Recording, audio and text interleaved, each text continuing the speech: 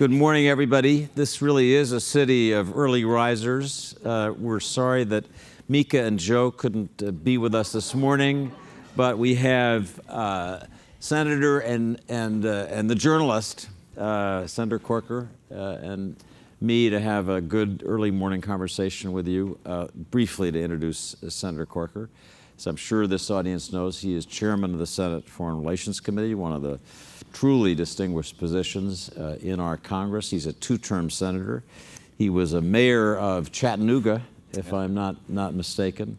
He has been on key legislative issues, somebody who really has read into the details. He played a very influential, I want to say decisive role in the final Senate consideration of the Iran sanctions bill 2 years ago. We're going to talk about that.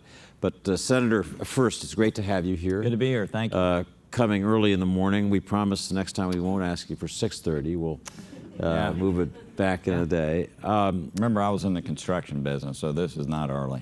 Well, these days it seems like, you know, if it's either Fox and Friends or Mika and Joe, or, you know, sometimes Securing Tomorrow at the Washington Post, that's how people are starting their day. So yeah, it's a new world.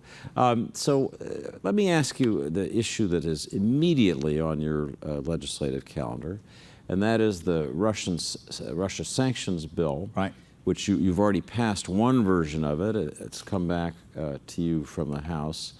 Mm-hmm. And let me ask you first about negotiating this with a White House that did not want its hands tied in terms of its ability to take sanctions off if it thought appropriate, wanted to have that freedom as presidents traditionally have had. That's the normal part of negotiations. In this case, you've tied his hands. Tell us why, and tell us about how that negotiation went. Yeah.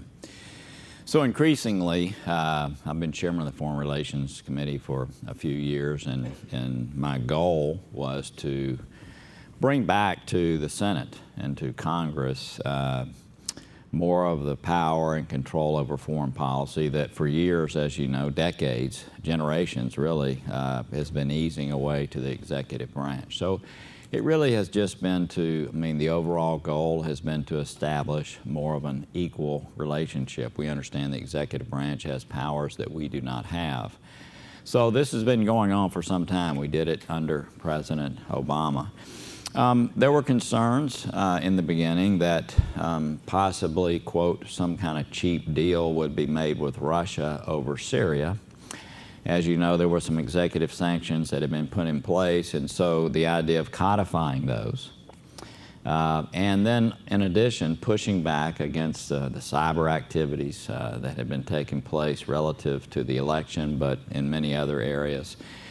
Pushing back against some of those people that had been involved both in the defense and intelligence arenas, adding sanctions for just the nefarious activities that have been taking place, supply of arms to Assad in Syria. So there was a whole host of grievances that Congress wished to push back on. So with Ben Cardin, at the right time, if you remember, had multiple conversations with Secretary Tillerson, who wished to have a period of time first to spend with Lavrov and others to see if he could change the trajectory of our relationship. Use the threat that you might do this to try to get some... We did. I mean, it wasn't a threat. It was a statement of fact. We were going to do it, okay? But you know, in the event there was a breakthrough with Russia, obviously that would alter somewhat what we did.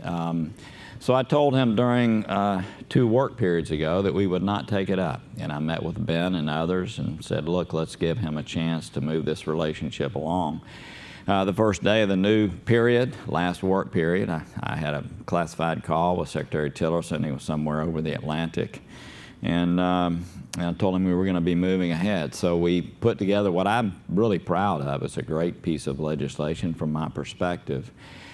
Importantly, and this is something more and more we're going to be doing, it has something called Congressional review, which says that in the event the executive branch chooses to lift sanctions, if Congress believes that that is not a wise step, that somehow or another this is changing our trajectory foreign policy-wise in a manner that is not healthy, we have the ability to try to overturn that. Now, it's a tough step. You know, the president can veto that. Then it takes 2/3 of each body. But I think it's an important aspect and should be a part of all that we do in the future. Okay, so anyway, we didn't really negotiate. So we put a bill together. The banking committee was involved. We worked closely with Crapo and Brown. We got an excellent piece of legislation. There were some technical issues. It went over to the House. We worked very well with House members, Kevin McCarthy in particular, to fix those. It was not a watering down in any stretch of the imagination. It was fixing a few technical issues it needed to fix. Some of our European allies had a couple of concerns. Again, not a watering down, but a statement of us working with them on a couple of issues. But it came back overwhelmingly with 3 dissenting votes yesterday. And to the question of negotiating with the White House, we didn't. I mean, this was done totally, it was really Senate, within the Senate, 100%. We didn't really, I don't mean this, I'm in no way trying to be audacious in my statement. We just didn't. We didn't negotiate with the White House or the State Department. So just so we understand the practical impact of this, there were sanctions that were announced. I thought this was coffee. 29. It's just water. That's a shock. Well, Senator, you know, we are struggling newspaper still. You don't expect. If anybody has any coffee, I will take it. Okay. So anyway, somebody could bring. What a shock! So bring some coffee back. Mr. Bezos doesn't think that coffee really is a good thing in the morning. So just so we understand the practical impact of this. On December 29 last year, President Obama announced a series of sanctions, the expulsion of 35 people, the seizing of 2 diplomatic properties the Russians had been holding, various other more limited particular sanctions. So one thing that this bill does, if I understand it, is make those moves, which were taken by executive authority in December, acts of legislation as well that can't be undone without this process. Am I right in describing that? Well, the process does not have to be invoked. So there is a process that can be invoked. In other words, if a move is made that is deemed to be unwise, deemed to be taking us in a direction that is inappropriate, then Congress can weigh in, but it doesn't have to. Doesn't have to. So if you if you thought, given the deal that's been proposed, we think it makes sense to give them back one of the dachas. It's explained, and Congress is aware, and obviously this is advancing our foreign policy interest. Nothing will happen. So one question, obviously, given recent Russian statements describing the taking of these 2 properties as theft, one question is how they're going to react to the passage of this bill. And I'm sure you've had some conversations with people in the administration who were studying that, and you have your own sources. What would you think the Russians would do once this is passed into law? So I have no idea. I don't. Obviously, there will be some type of pushback. Do I think it's going to affect us in any way relative to Secretary Tillerson or Mattis's ability to deal with them on Syria? Absolutely not. So it'll be, my guess is it'll be something that's an irritating thing. But do I think that there's going to be some massive pushback? I don't think so. This bill gives the executive branch the ability to maneuver. It's not like it ties their hands. It gives them the ability, but it makes Congress an equal partner, not an equal partner, but a partner, more of a partner than otherwise would be the case.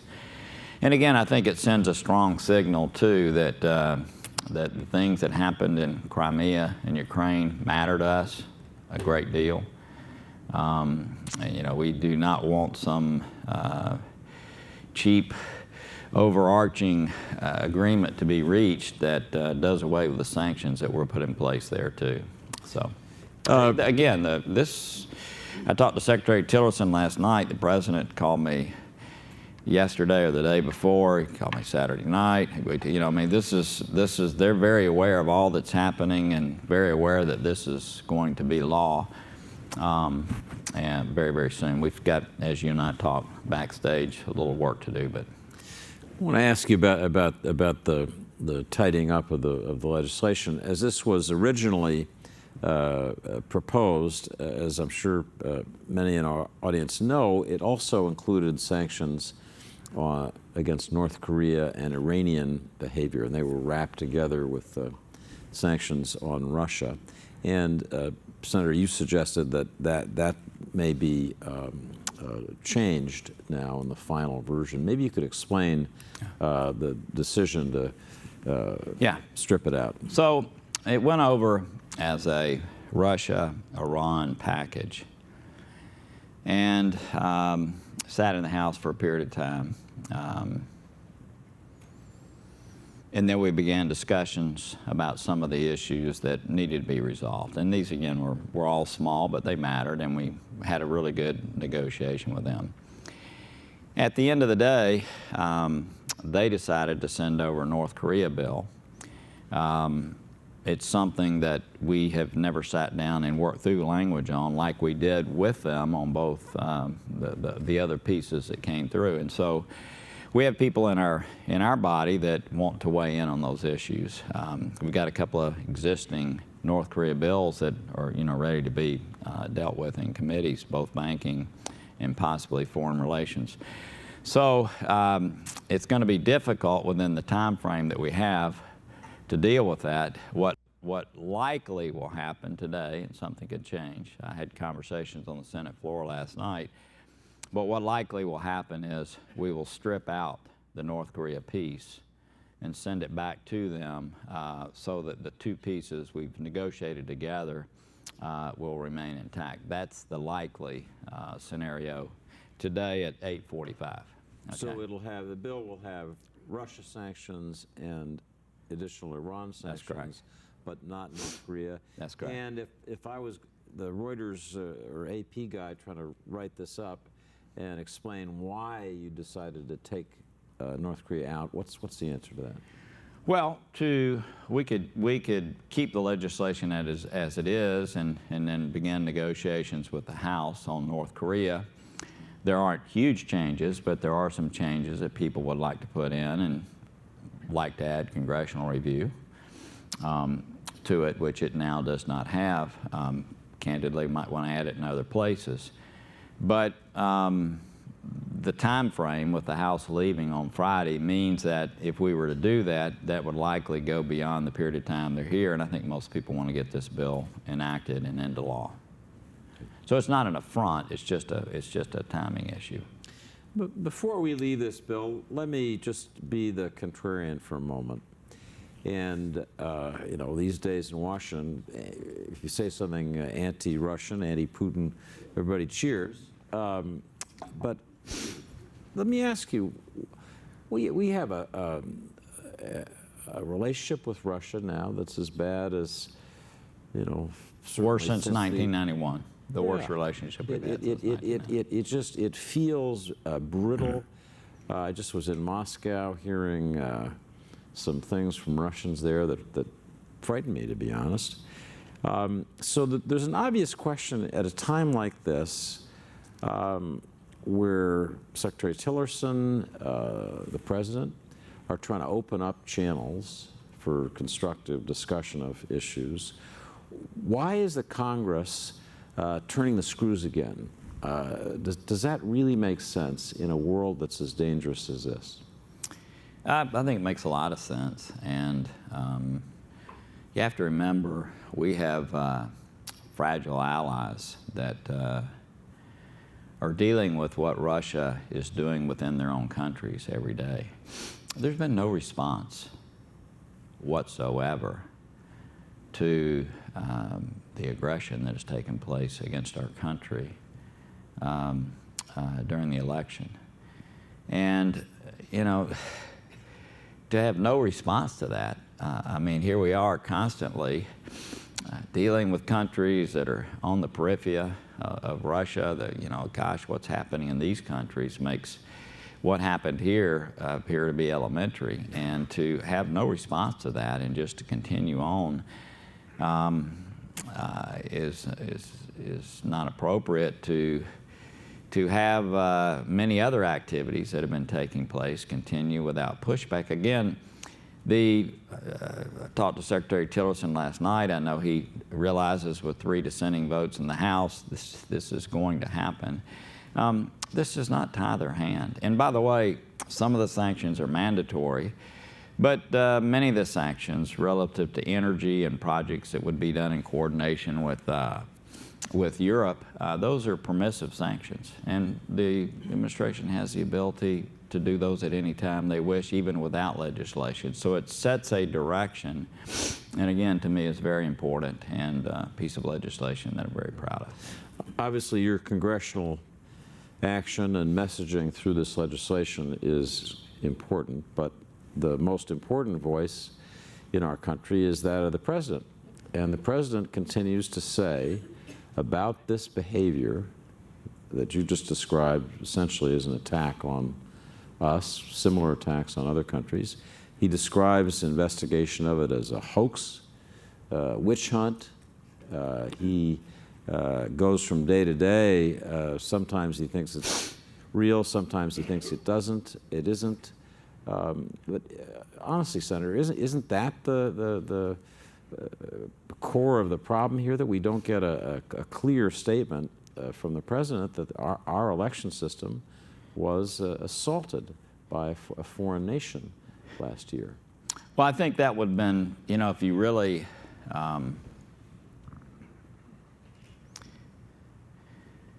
in some ways, the lack of recognition of what has occurred has helped drive this legislation.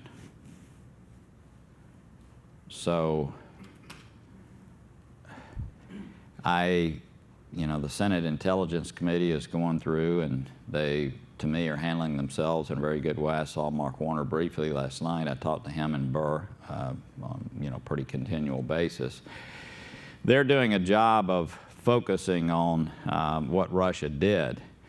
I don't think anybody has ever said that shouldn't be taking place. I think what the President has said about the other piece is investigating him is a hoax, that he colluded. I don't think he's ever said that there shouldn't be an investigation into what Russia did, but there's no question.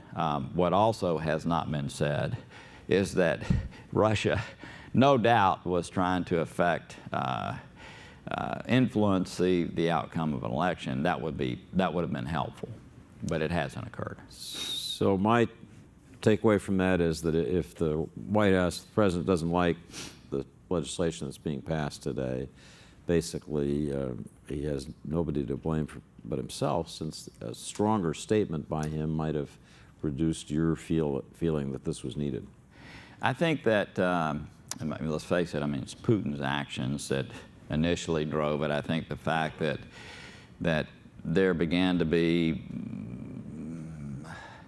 there was just a feeling that possibly many of the sanctions that have been put in place would be washed away, that maybe the issue of Ukraine and Crimea would be cast aside. And so, look, at the end of the day, Congress wanted to make sure that the foreign policy that's been the fact that, Europe has been whole, democratic and free has been our policy for 70 years, right? That's been the United States policy towards Europe, and I think that Congress wants to make sure that that's the policy going forward.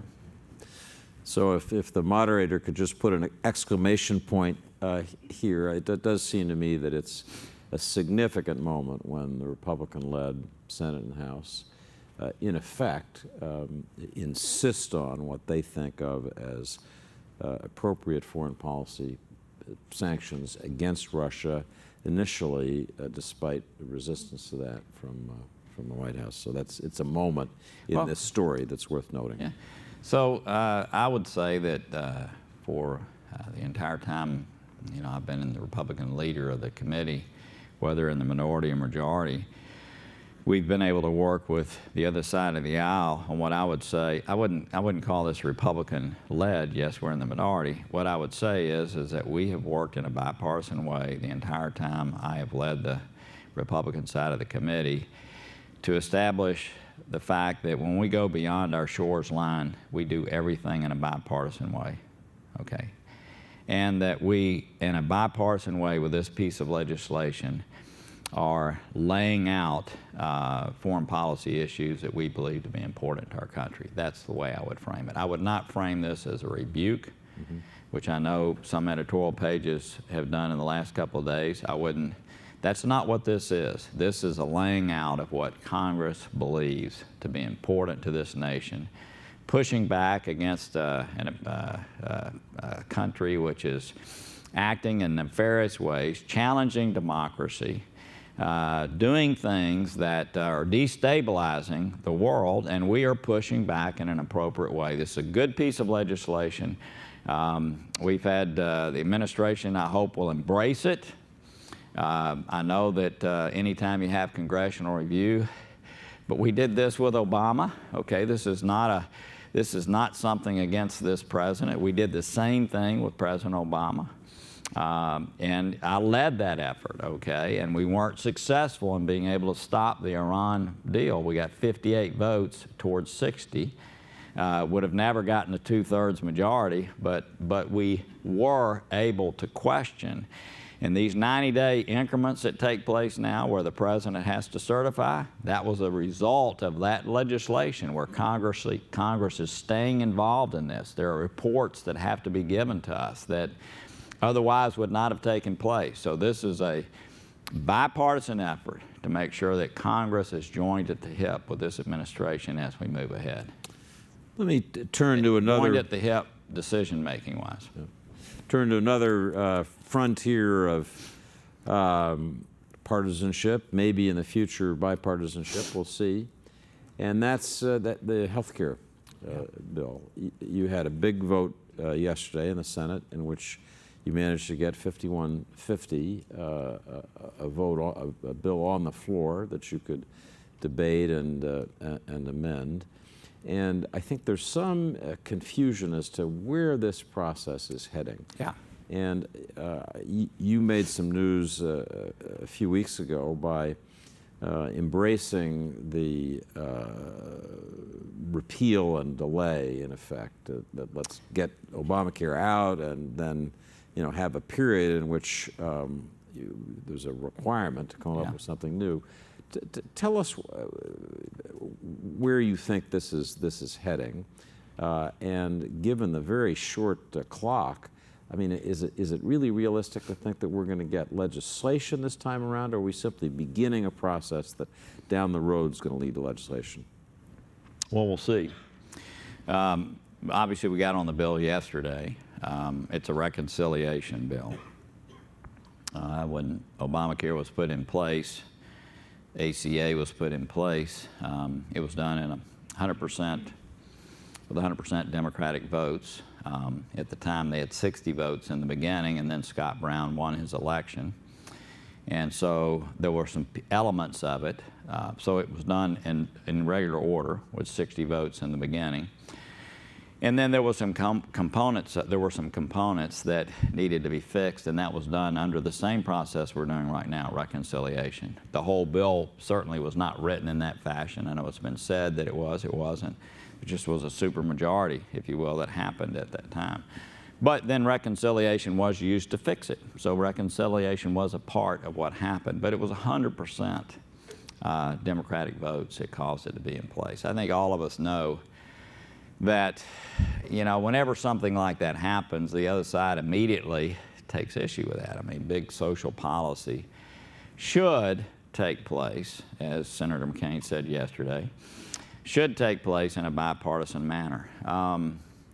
So now, all the cards are stacked on the Democratic side. I mean, all these policies are in place. Is there any way that there's going to be any real negotiation sort of bring that back to the middle of the road? Likely not. I mean, I'm just being honest. Likely not. So we're going through this process, which again has the same flaws that, you know, the Democratic side. This is now being done with 100% Republican votes. And so there's been difficulties. I mean, there are 52 senators on our side of the aisle representing, you know, parts of the country that are vast and different. And so we ended up getting on the bill last night. There was a vote on a bill that had been put together. I mean, it's got, as I said before, it's felt like a bazaar. You know, I mean, I've been to most every meeting, and it's, you know, 50 billion here, 100 billion here. Let's, you know, hey, what about you? You know, and it just has felt to a degree not particularly coherent. Okay, so as I've watched this, I've, you know, begun to wonder, would it not make sense to pass a piece of legislation that forces people to sit down together and do it? And so this scares the bejesus out of a lot of people, I understand, just based on the way Congress has conducted itself. But I've come to the conclusion that the only way for that to happen possibly is to repeal it years out, 2020, and force people to come together. And, you know, there's a lot of instability. You know, I don't know how much more instability you can have than where we are today. I know people are concerned about that, but we'll see what happens. That's not going to pass either. Okay, so the real process that's occurring here is that there was a vote on a Republican put together bill last night, which, by the way, it might be really good. I mean, it might be really good, but who knows? Okay, and this is like a real piece of legislation. Okay, it could be, seriously, it could be just the silver lining in all of this, but who knows? And, you know, the bill was produced at 6 o'clock yesterday. It's 178 pages. It's got the Freedom Amendment in that Ted Cruz has worked on. And by the way, he's worked in good faith on these issues. He really has. He's tried hard. He's bent. He's been flexible. On the other side of it, there's the Portman Amendment, which, as you know, has been drafted to deal, and he's dealt in good faith. But then there's this base bill. Those two pieces were added on. So here at last night, after a 178-page bill is introduced on the floor with no CBO score, there's a vote. Well, again, this could end up being the best piece of social policy ever known to man. But how can you vote yes on a bill you have no idea the effect that it's going to have on our country? And so it didn't pass. And today we're going to vote at 12:15 on a repeal that would repeal major components of the bill in 2020, okay, have a transition period that would force people together. It's going to fail, okay? And so, I mean, I'm going to support it, and you know, and make that's the approach you would prefer, the one you said is going to fail. I don't know of a bill that focuses the two sides together in a way that I don't know how you force and gets the playing field level when you begin. Right. I mean, the way it is right now, and again, not to be pejorative, the Democrats are going to bank their gains, right, and negotiate for more. I just don't know how you. So look, and that who knows where we end up. But the end of this process on Thursday, what is going to happen is we will vote on the lowest common denominator. Okay, what is it that gets 51 votes? It might be a bill that says that David is the leading foreign policy analyst in the world. Who knows? But it's going to be a very a very narrow bill, and then it'll go to conference. So then you begin a negotiation between the House and Senate. That's what's going to happen. But you think there'll be 51 votes for something? I almost said nothing, but it'll be a nothing bill.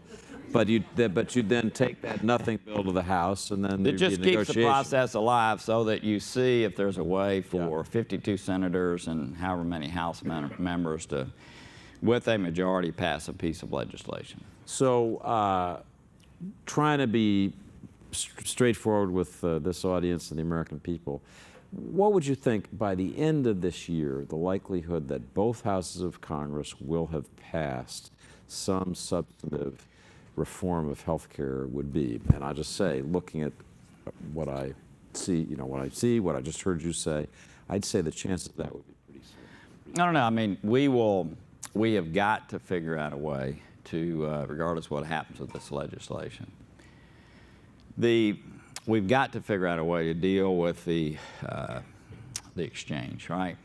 I mean, the exchange issue, when you're gonna, as we should, deal with pre-existing conditions. I mean, I think that's a central element in our society today, and in my opinion, should be. When you're going to deal with that, and you've got a very small number of people, if you think about what's happened with health care, I mean, this whole thing, I mean, the big expansion, David, that brought many, millions of people on is Medicaid expansion, right? So the actual exchange, which has been the meat of this, is a real small group of people. I mean, it's not much. And all this debate about premiums and everything, it's been about that. Now, what's happened is the 10 essential health benefits, no doubt, has affected everybody's insurance in our country, right?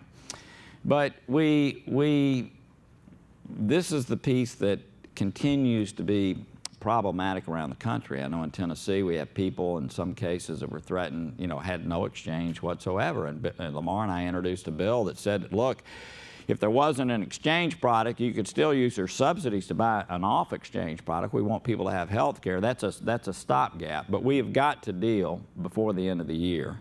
We have to deal.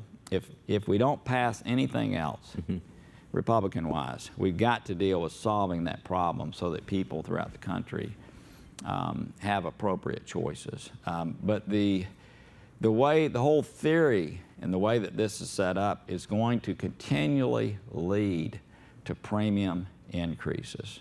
It's going to continually, it just is, because you have a small group of people, pre-existing conditions, you're really not mandating. People would rather pay a penalty than be on exchange, so your pool is not appropriate. It's not appropriate. Let me say one last thing. The Democrats dealt with coverage.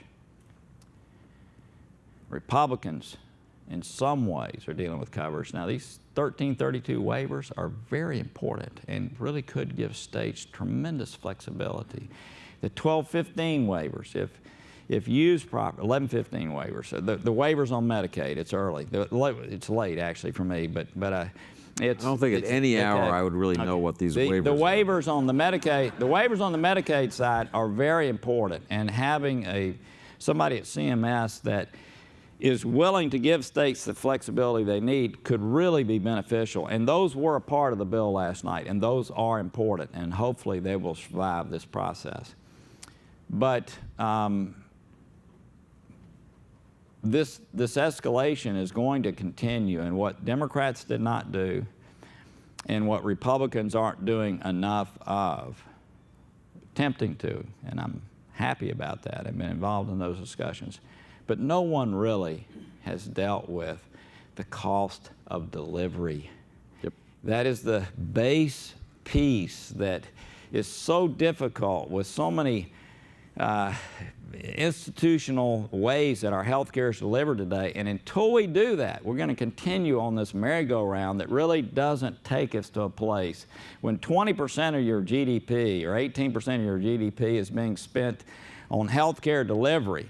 It is a problem, and that's what we've got to do as a nation to solve our nation's problems. And by the way, with $20 trillion in debt, 70% of our spending being mandatory spending, until this will be the end of our nation's greatness if we do not do that. And really, we're not doing it appropriately. The Democrats didn't do it appropriately, and that is the issue that's got to be dealt with. Let's end that with a big amen, because I think you're absolutely right. The issue is precisely that.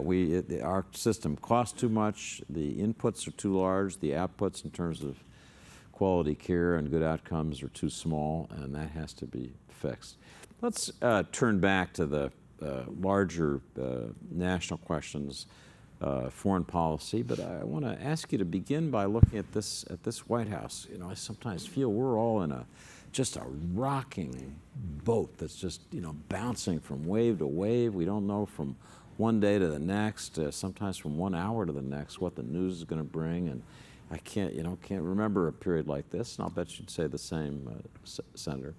So let me take something that's very much before us right now, which is whether Attorney General Sessions should continue in his role. We have this extraordinary series of public statements by the president denouncing his own Attorney General for failing to disclose that he might have to withdraw from oversight of the investigation. We have continuing leaks saying the president's considering a process that would lead to firing Special Counsel Robert Mueller, the prosecutor who's investigating this whole issue of what Russia did and what it might have involved. So let me just ask you to speak. You're one of the leaders, respected leaders in the Senate. Do you think that Attorney General Sessions should stay in his job? Let's start there. What do you think about that? So look, I get some grief in the hallways for not, I mean, these are sort of political issues, if you will, and they come up 3 or 4 times a day, and if you responded to them, that's all you'd be responding to, and I try to stay more on the policy side of things. But look, I don't get any sense that the president is going to take steps to actually fire Sessions. I think they understand that's problematic, highly problematic. But I do think, I mean, it's evident that the president is making it difficult for Attorney General Sessions. So, look, I think that's something Jeff has got to decide. I know of no professional reason for Jeff to step down. I know of no professional. I've heard no one complain of how he's conducting himself in the office. I'll let Jeff himself speak to these issues. They obviously have a very, very, very close relationship. Okay, I mean, Jeff went down and spent 2 or 3 days at Mar-a-Lago on the front end of the campaign and got to know the president, was his first backer. Obviously, the president hasn't liked the way he's dealt with the Russia issues. But this is something that Attorney General Sessions can speak to himself. But I think I wish it would stop. And because you're one of the Republican voices in the Congress that make a difference, I do want to ask you the other question of the moment that matters a lot to our country, and that is whether you think it would be appropriate for the president to seek to fire Special Counsel Mueller.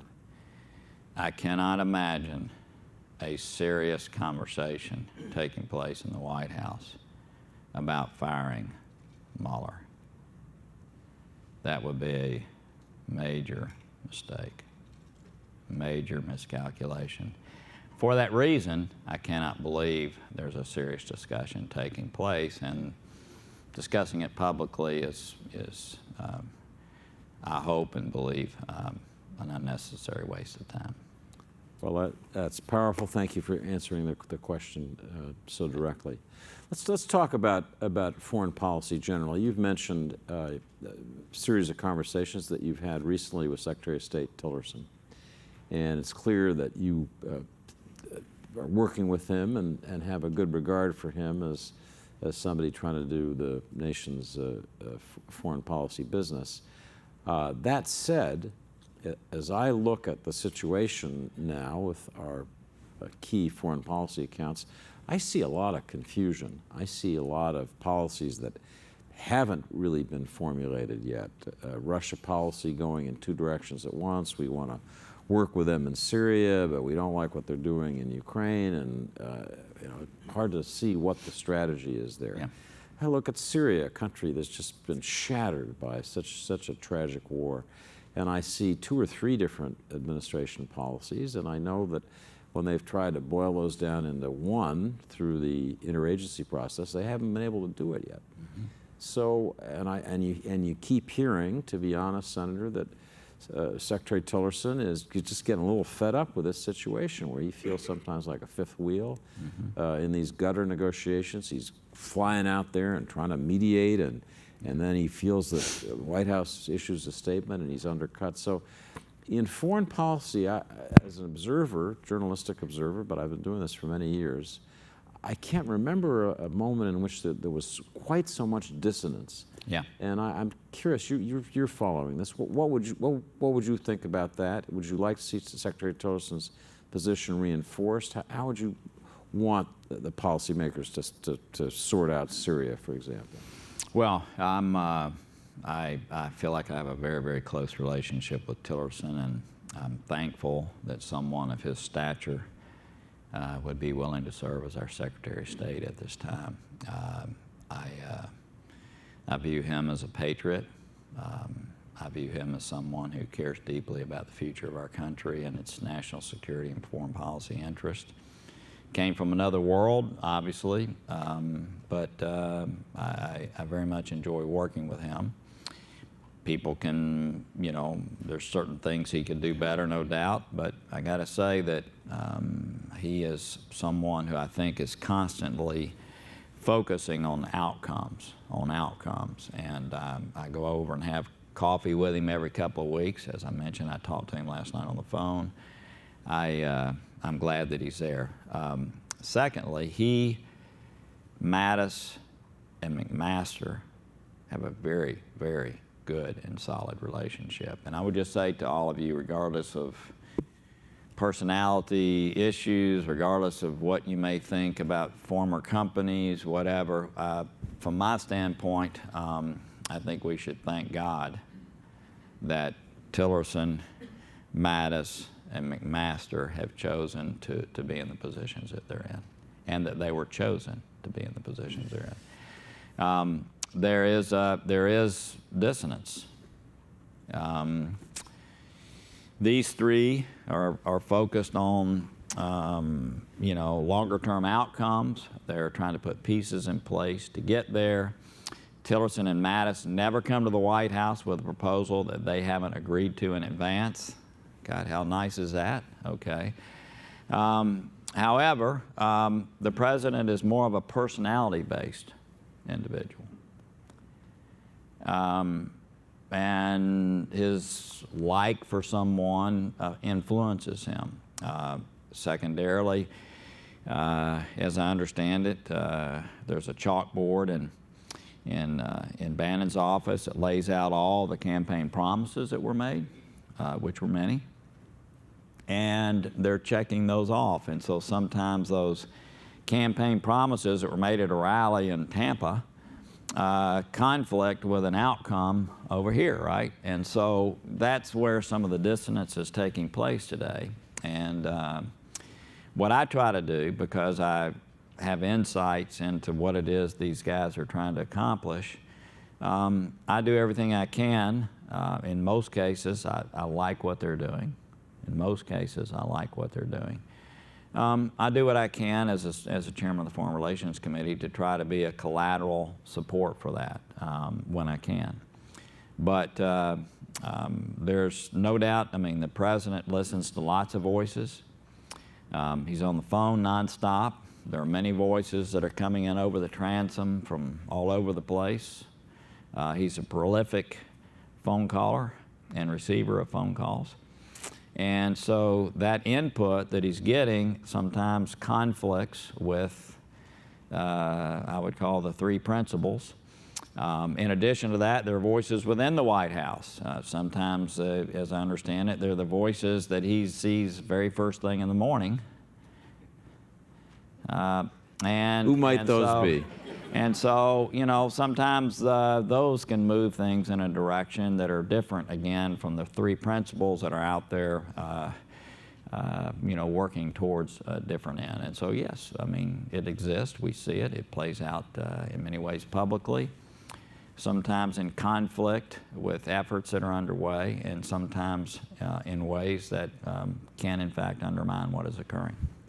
So we hear that this process is pretty tough and sometimes demoralizing for Secretary of State Tillerson, who's flown out to the Gulf, worked hard to mediate the resolution to this dispute between our allies, Saudi Arabia and the UAE on the one hand, and Qatar on the other, and that's been affected by the dissonance with White House policy. It's got to be frustrating for him, and so you hear he's thinking maybe this isn't going to work. I want to ask you two things. First, I assume you would counsel Tillerson to stay on, that he's somebody you'd like to see continue in this government and not think about pulling out. Yeah, yes, sir. And have you, to take that a step further, have you had a conversation like that in which you said, Mr. Secretary, Rex, whatever you call him, don't bail? I look at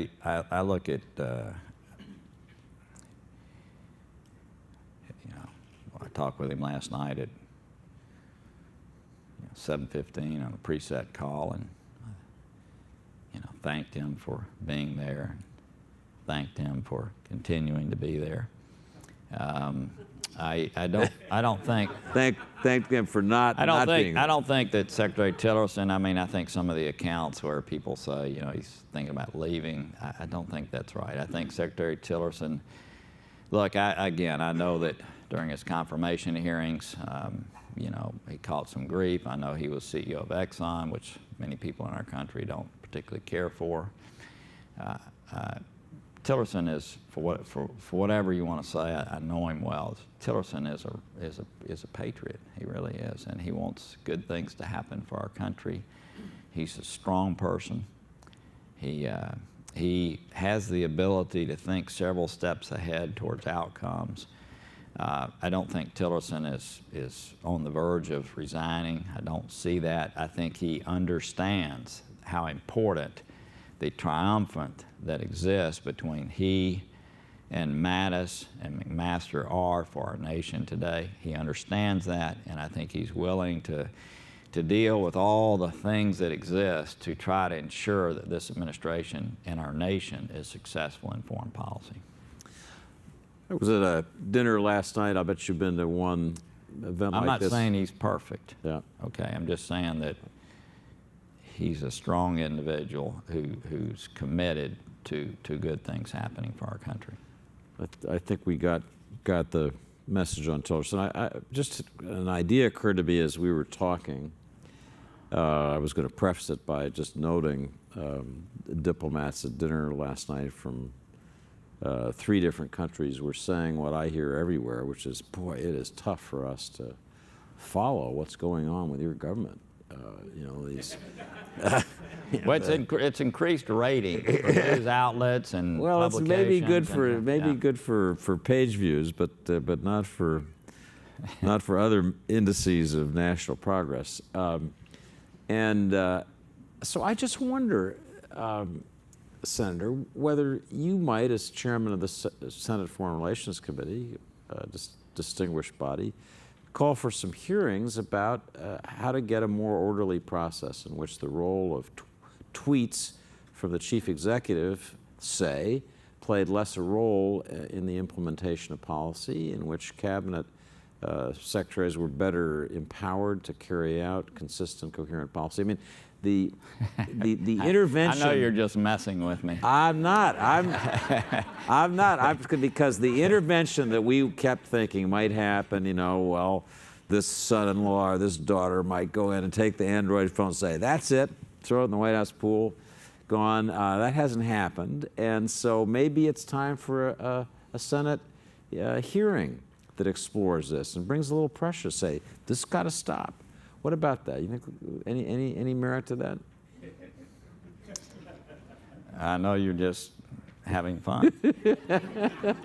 That's, look, that's you having a hearing to discuss the personality of an administration is not a productive hearing. I mean, I think at the end of the day, that's not the purview of a Senate committee. Well, they'd be interesting hearings. I would certainly attend. So, you can't even hold a session for an hour, 45 minutes without there being a tweet that's so important that my colleague has just handed it to me. I promise you that does look like at Real Donald Trump. This looks entirely legit, but it's pretty important. And he says, after consultation with my generals and military experts, this is 20 minutes ago, please be advised that the United States government will not accept or allow transgender individuals to serve in any capacity in the U.S. military.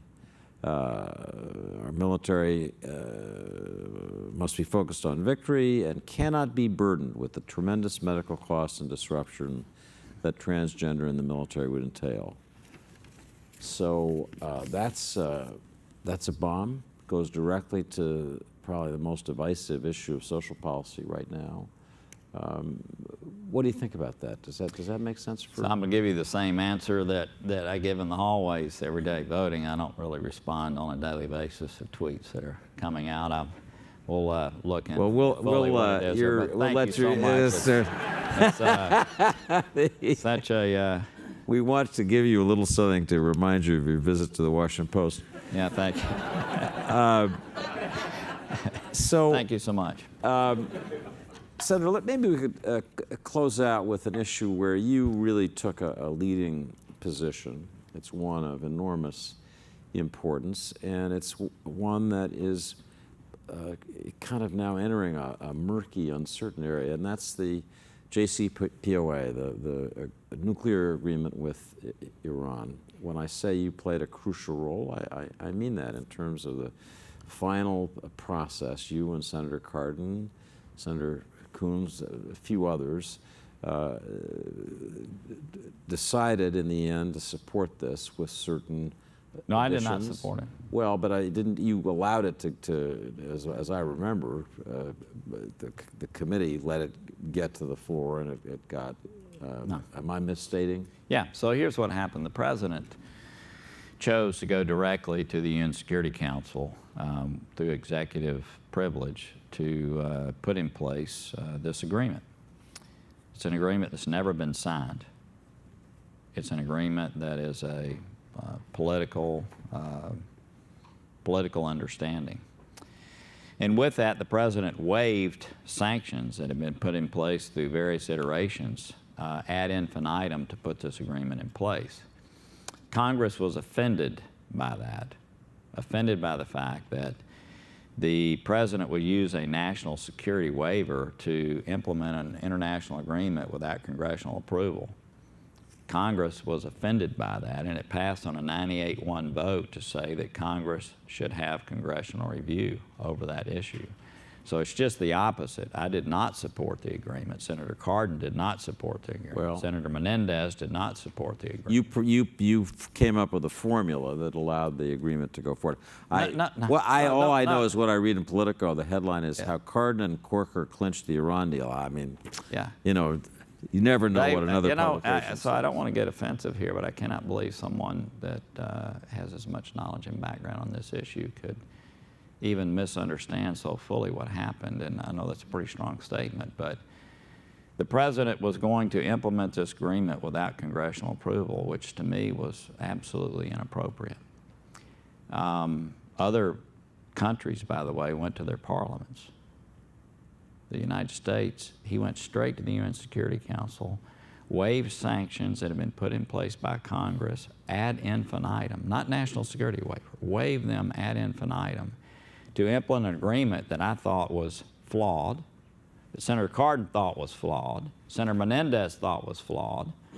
And so Secretary Kerry, in a moment of being really cute in a hearing, answering questions from Tim Kaine, said, no, Congress is going to have the ability to weigh in 8 years.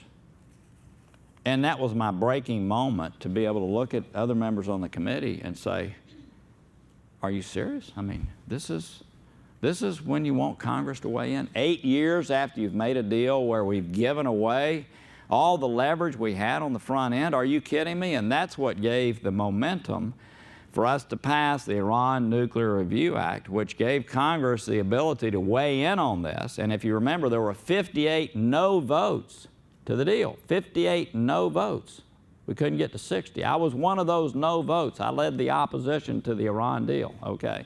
But in the place, when that bill passed, even though we weren't able to overturn what occurred, we then put in place this regimen, which the president is now dealing with, where every 90 days the president has to certify that they are in compliance, and that every 6 months we get a tranche of materials relative to what is happening in Iran, so Congress itself has the ability to know whether they're implementing. So it's just the opposite of what you're saying. But that misunderstanding, unfortunately, has been haunting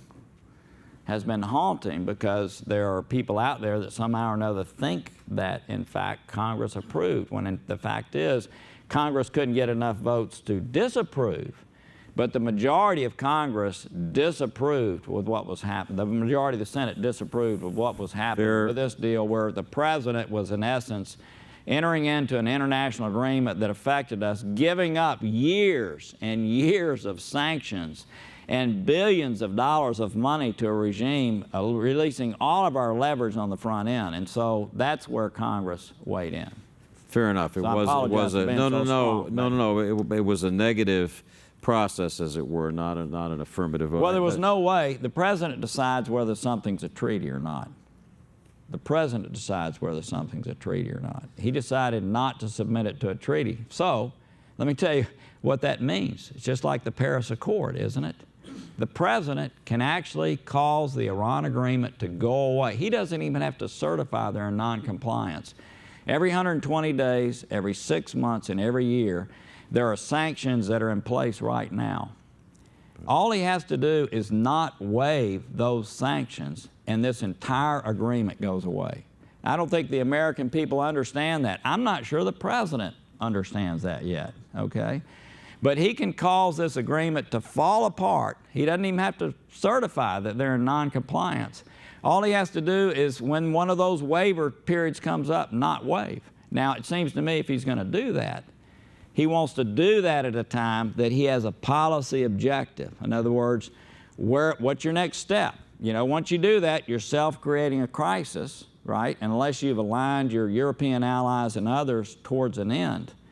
But because the president, executive fiat, this agreement is easier to get out of than the Paris Accord. Right. All he's got to do is not wait. So that's actually, that is the question that I wanted to ask you, whether one describes the process as positive or negative.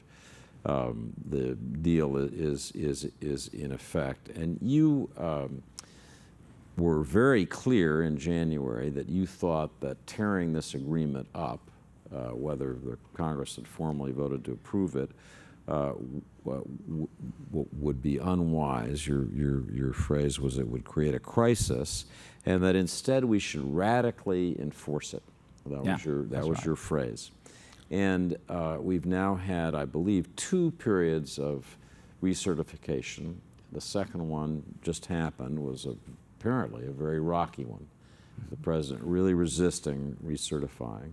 And I wonder what you would say first about the benefits of having this treaty in place. Everybody I talk to at CIA, everywhere else, says, you know, in a grudging, difficult way, Iran is abiding by the rules of the agreement, and there are certain clear benefits. Yeah. And so be careful about jumping into something different. And I'm curious, Senator, what your advice is going to be at the next recertification period. Do you think, on balance, with all the problems in Iranian behavior and this grudging compliance, even so, this is in our national security interest, that of Israel, and should be recertified, or should we be on the path to getting out of it? So this is where I've been from day one. Once we already gave up all our leverage. You know, the deal the day happened, we gave up all of our leverage. So you look at where we are, there's some nuance to this certification. What it actually says is that they are implementing the deal. Well, Iran is implementing the deal. They do have technical violations that take place. Most of them have not been what I would, it's like a loan covenant. This is the way I talk to the president. Remember, President, you're in loan covenant. You know, there's a technical issue, and then there's material breaches that matter, right? Well, right now, they've had some technical non-compliance, but they get back into compliance from time to time. So over the next 2 years, I'm just making up a number, nothing bad is going to happen relative to nuclear weapons in Iran over the next 2 years. Nothing, when I say nothing bad, there's not going to be a breakout, okay? We are pushing back. This bill that's getting ready to pass pushes back against their terrorist activities. It pushes that back against their human rights activities. It pushes back against many things that they're doing in a nefarious way. And unfortunately, this Iran deal became President Obama's Middle East policy. Everything was around this, and you've seen the problems that that has created, and we're getting back in balance. So we're pushing back against those activities. But what I say to the President, and this is what Tillerson, Mattis, and McMaster say to the President, is, well, these are my words, not theirs. You can only tear the agreement up one time. So when you're going to tear it up, since nothing bad is happening today, nothing, when I say bad, it's not like a nuclear weapon's getting ready to be developed. We gave up all our leverage already. So wait until you have your allies aligned with you. Radically enforce it. If you radically enforce it, they're liable. And right now, I know that we're asking, maybe I'm not supposed to, I know we're asking to get into various facilities in Iran. If they don't let us in, boom. But what you want is, you want the breakup of this deal to be about Iran. You don't want it to be about the United States, because we want our allies with us. We want our allies with us. And at the end of the day, I know Tillerson's goal is to negotiate a follow-on that ensures that they never enrich uranium. That's the problem here. Think about it. I had a group that came in the other day. They want to be involved in developing nuclear plants in the Middle East. Okay? They're serious, by the way, and they have a consortium together that's working on it.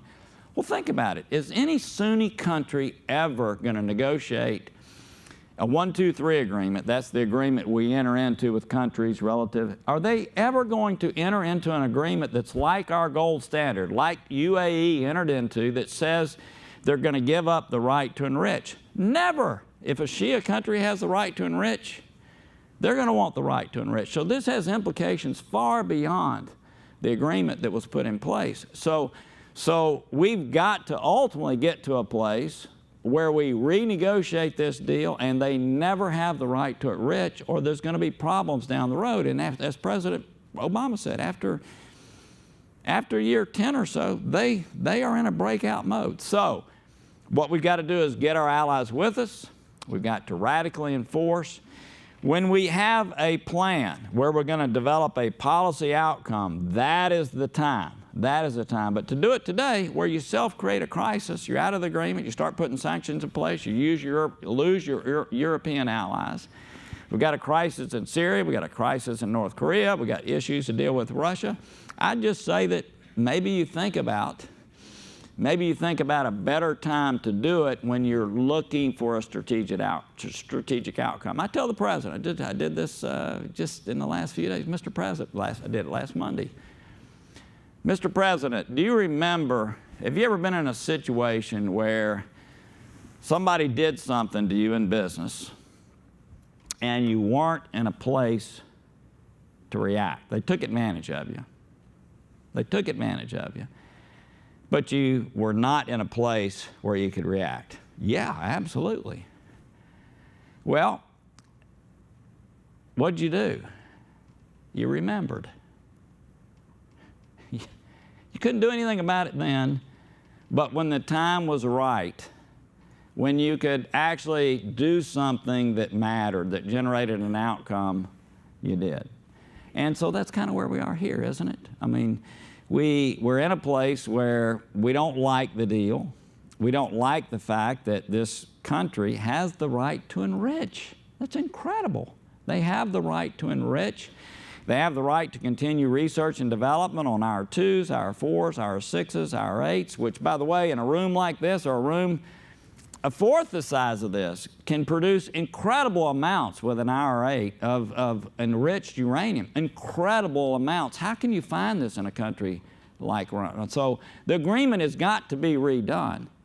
And so again, when you deal with this, deal with it at a time when you can get a policy outcome that matters and you've got your allies with us. If we radically enforce it and we really ask for inspection, Iran is likely not to comply, and then it's about them. There'll be some other opportunity, but just to tear it up today because at a rally in Tampa, you said you were going to tear it up. I don't know which rally it was, by the way. He also said in the debate, he also said he was the only one, if you remember, on the stand that had the courage in one of the early debates to say he would make a decision about the Iran deal when he was elected. He was the only Republican candidate who said it, if you remember. So he said a couple of things on this, and I would just say, let's make sure whenever we renegotiate, change, tear it up or whatever, we do it in a way that furthers U.S. national security interests. Let's don't do it out of emotion. Sorry it takes so long. Well, Okay. what a concept, making a rational policy and and thinking before you act. Senator, our conversation's a reminder of what I like about the Senate and what I like about the leadership on both parties to really talk and think things through. Thank you so much for coming and being so honest with us. Thank you. Thank you so much. I appreciate it.